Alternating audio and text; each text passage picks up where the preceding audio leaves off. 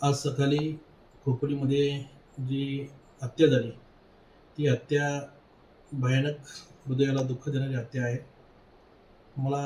मी आज बाहेरगावी आहे.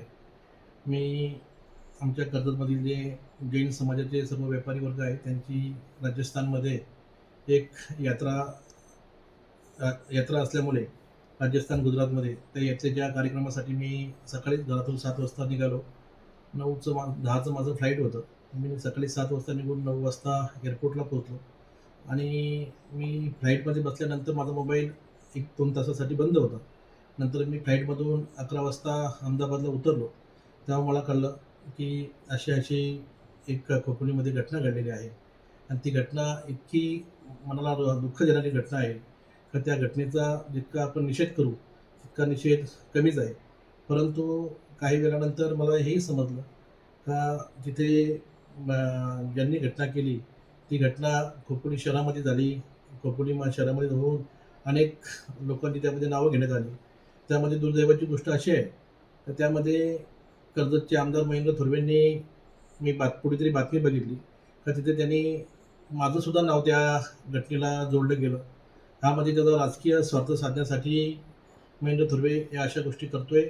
मी अगदी धार्मिक ठिकाणी आलेलो आहे आणि मी धार्मिक ठिकाणी येऊन मी माझी शपथ घेऊन सांगतोय माझा या घटनेशी कुठल्याही प्रकारचा संबंध नाही आणि जो मयत व्यक्ती आहे त्यांच्यावर आज हत्या झाली आहे तो माझा सख्खा जवळचा नातेवाईक आहे आणि त्या माणसावर जी हत्येचं ऐकून मलाच इतकं वाईट वाटलं.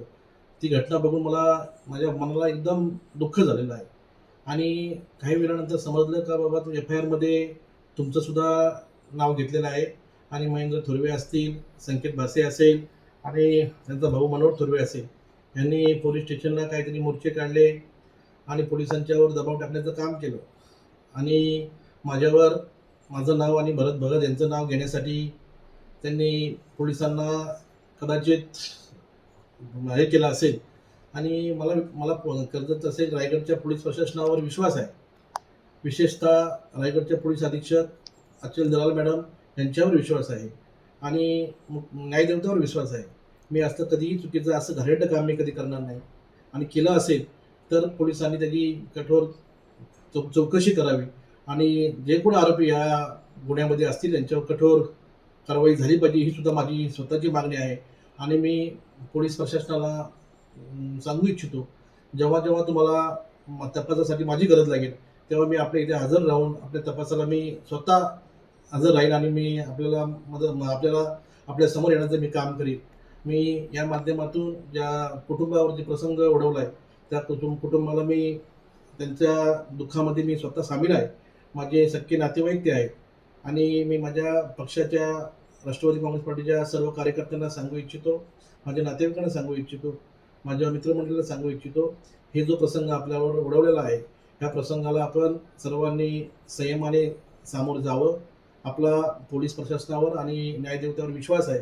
आपण आलेला प्रसंग नक्कीच त्याच्यावर आपण योग्य ते मार्ग काढू आणि पोलीस प्रशासन असेल आणि न्यायदेवता असेल हे आपल्याला मदत करतील असा मला विश्वास आहे.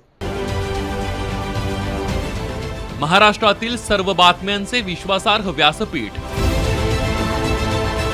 सकाळच्या सर्व सोशल मीडिया प्लॅटफॉर्मला लाईक, फॉलो आणि सबस्क्राईब करा. तसंच सर्व नोटिफिकेशनसाठी बेल आयकॉन प्रेस करायला विसरू नका.